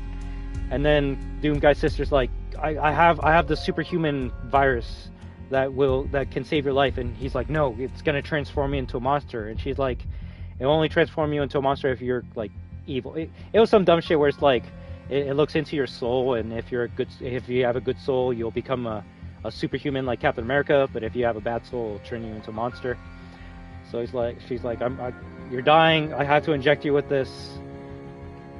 Even if it turns you into a monster, it's gonna save you, but I know it's not gonna turn you into a monster because you're my brother. I know you have a good heart.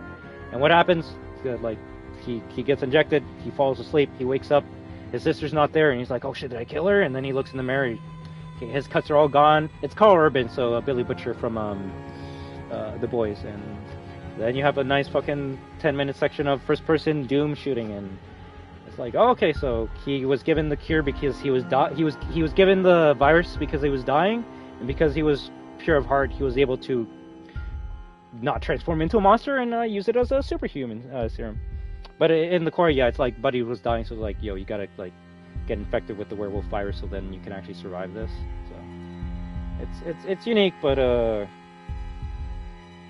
not original. No, someone could be like, oh, the Asylum, like, is the Asylum in this game original? Fuck no. It's like I said, it's just Resident Evil. It's Umbrella testing on patients and shit. But the way they were able to integrate the Wendigo mythology into this game, chef's kiss. Honestly, I'm still waiting for another Wendigo game to come out to incorporate everything that this game did. I honestly did not know that they kept the mimicry and the fucking what's the other one?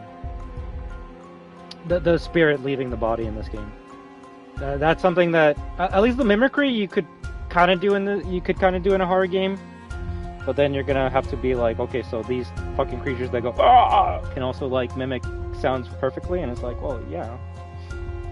The one that I'm like, okay, I'm okay if they don't like touch upon this just because it is bullshit, but it is a big part of the lore, is when you kill Wendigo, the spirit goes to you.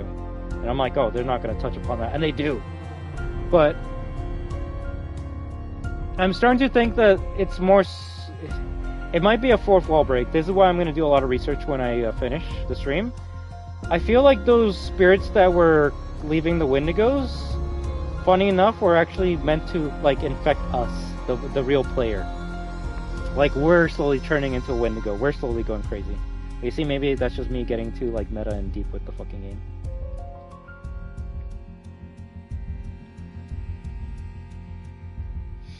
Yeah, and when she's cured, how does she still have that eye? I don't fucking know, man. That like I said, that was the part that made me go, okay, so they're just doing whatever they want with the werewolf lore. Yeah, I guess you fucking regenerate limbs. Why not? Fuck it. Fucking cut off Buddy's hand, let him turn into a werewolf so he can grow another hand now.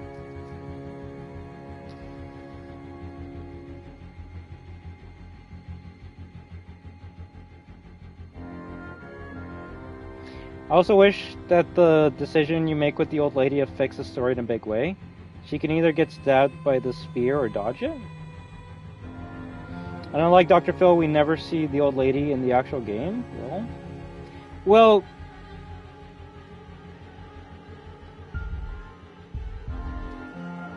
so Dr. Hill, we see him in between chapters. And throughout the whole entire game, you're wondering, like, why is he talking to the player? Why is he asking us all these questions, all this and that? And then at the end of the game, you find out, oh, Dr. Hill was talking to Josh the entire time. Was Dr. Hill ever at that, like, location? Fuck no. But he did talk to Josh and try to help him out. So Dr. Hill does exist, but he's not, like, supernatural or anything like that. Now, the fortune teller lady, from what I know, she's in the game, but only like in the part where they're talking about like the origins of the werewolf curse, right? It's like, oh, the fortune teller was like the mother to Silas, so that's why I guess in between rounds she's like.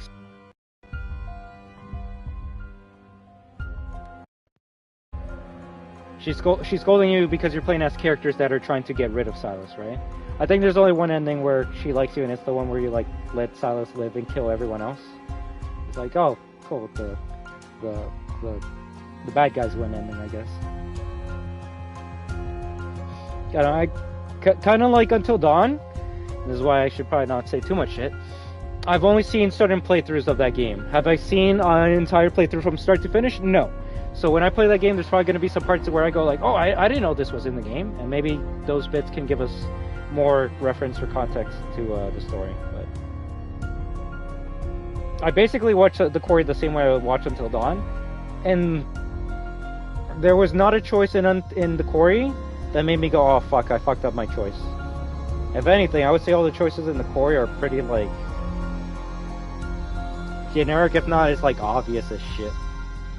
It's like, oh okay, yeah, obviously I need to pick this one, otherwise my character's gonna die.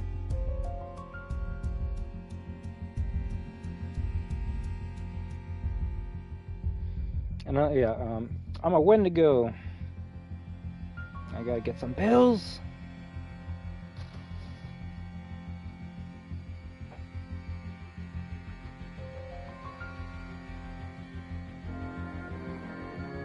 If anything, it makes me think if they were like kind of referencing the Quarry with the ending of Until Dawn remake, because she's like taking pills to like try and like suppress, I guess, her transformation. And that seems to be the same thing that happens in the Quarry, right? Although in the Quarry, the infected people just when the full moon is out, they stay in their cages, right? But yeah, everything that's unique about the Quarry started Until Dawn, so it's like, oh my god, you see like this old man in this like big guys setting up like bear traps around the camp. They're obviously like the crazy maniacs that are gonna kill us, right? And it's like, no, they're actually like the siblings of the main guy who owns the lodge, and they look like they're setting up bear traps to get the kids and whatever, but they're actually setting bear traps to get Silas the werewolf. So it's like, oh, that's cool. Oh wait, that's the same thing that Until Dawn did with the fucking psycho that you think is trying to kill you, but he's like, oh shit, he's got a machete, he's got a flamethrower, he's gonna burn us alive, and then you realize, oh wait, he's actually trying to kill the Wendigos and help us and let us survive. So that's my biggest gripe with the Quarry. Every unique thing about it, Until Dawn did already.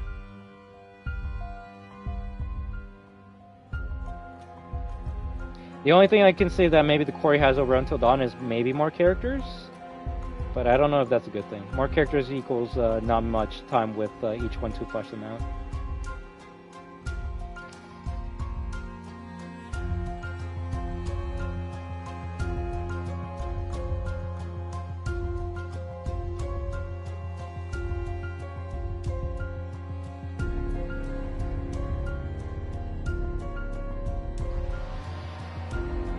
Yeah, I just hope whatever game they make next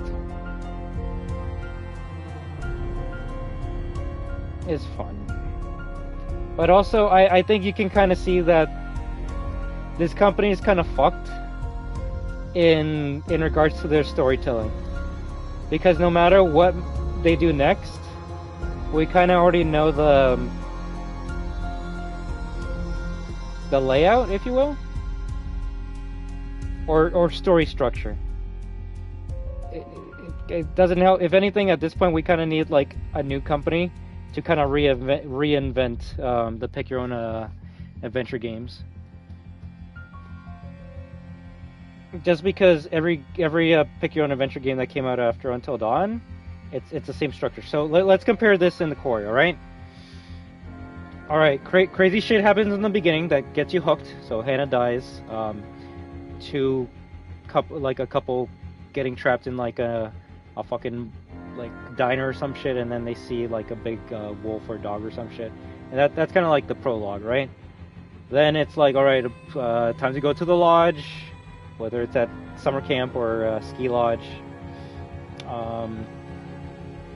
And Until Dawn, you're staying there for the weekend, but specifically until dawn. Summer camp, they were all supposed to leave that day, but Buddy fucked up the car, so he's like, oh, we gotta stay here an extra day, yay, let's extend this vacation. You see, that already, I don't know what Buddy's name was, but that already didn't make me like him already from the rip. It's like, oh, you're gonna sabotage the car that like 6 if not 7 other people need just so you can maybe get into the pants of a girl that doesn't want to be with you anymore. Like, the setup already was like, this is some bullshit. I don't like this guy, and I kind of was always happy whenever he died. Yeah, stupid jock, but whatever. But it's like, oh, okay, we can't leave. It's like, no, we're calling a bus tomorrow for you, so you gotta stay alive for one day, or just stay here for one extra day. Things are going normal until dawn. Creepy shit starts happening around the house, right? And the Quarry, I would say it's not until nighttime that things start changing.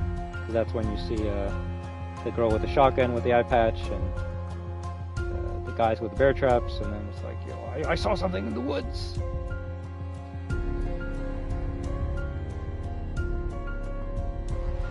So the killer that you think the killer in both the game is not the killer, and then you find out the killer's actually helping you out, and the real killer is some like fucking crazy ass shit. Wendigos in here, werewolves in the other one.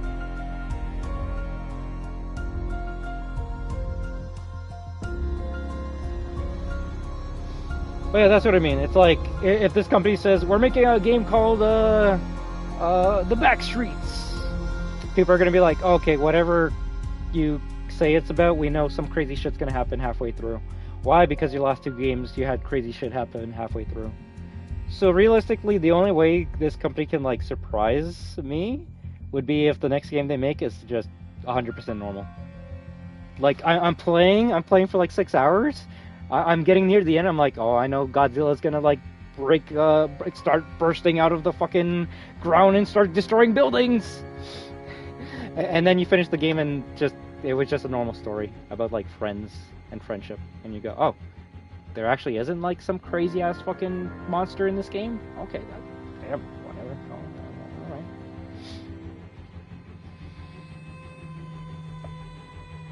A couple gets their car wrecked, then meet the creepy cop. Right, the creepy cop that you're like, oh, he's obviously a villain, and then you're like, oh wait, he's a good guy. Okay, cool. But yeah, it doesn't have to top this, but it just has to be unique. It just has to be unique.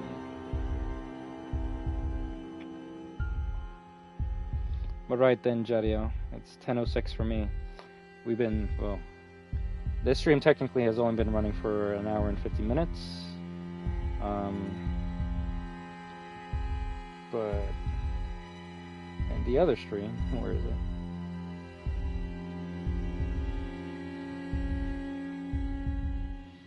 So the other stream was 4 hours and 19 minutes, so that's what fucking... 6 hour stream, nice. So let's see, 6 with this.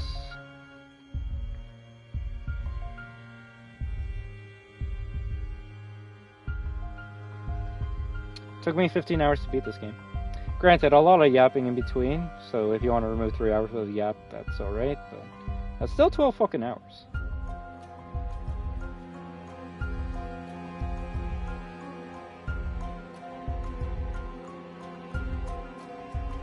Let's fucking go.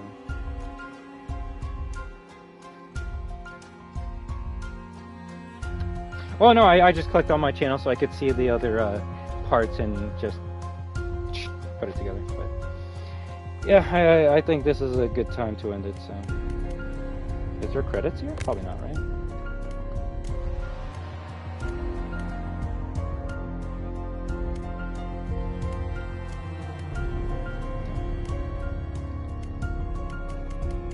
Yeah, I'm gonna start watching some videos about Until Dawn. If anything, maybe watch the Until Dawn movie, or a video making fun of that movie. But yeah, I'm gonna go indulge into the lore of Until Dawn. We can talk more about this series and the other games in the franchise another time if you want, right? So yeah, you watch that. Watch Mark's playthrough and let me know if there's any funny parts or anything that I should see. All right. I'll probably watch this playthrough as soon as I finish reading up on lore and changes between PS4 and PS5. But we're gonna end it here, all right? So I would like to thank each and every one of you amazing destroyers and new lurking viewers for stopping by tonight. You have been watching I Am Destruction, chilling with the destroyers for the finale of Until Dawn, PS5, Part 4.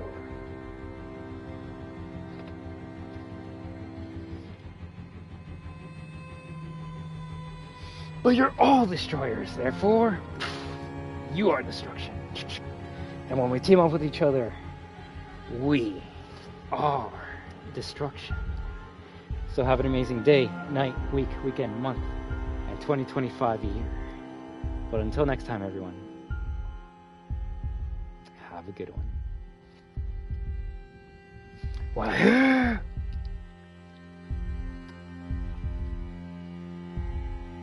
Take it easy, Jadiel, Magic Eye, and all your amazing people out there. Until next time, live your best life, and always remember to WAHOO.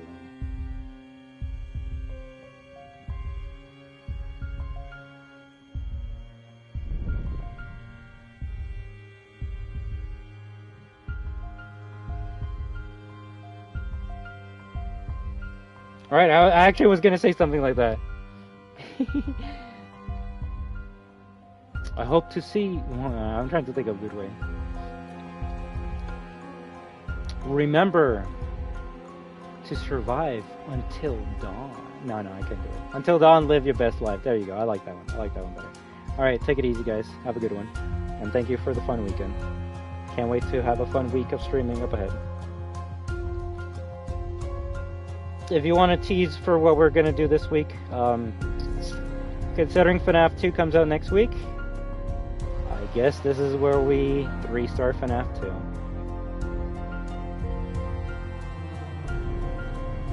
Whoop-de fucking dude. I'm so fucked when it comes to that game. I'm dead. Well, maybe we start with Secure the Breach, just to get everyone excited for FNAF 2. But if there's a game that's going to scare me more than this game, it's going to be FNAF 2 PS4. So I'm going to do my best. Take care, y'all. Have a good one. FNAF 2! Alright, bye.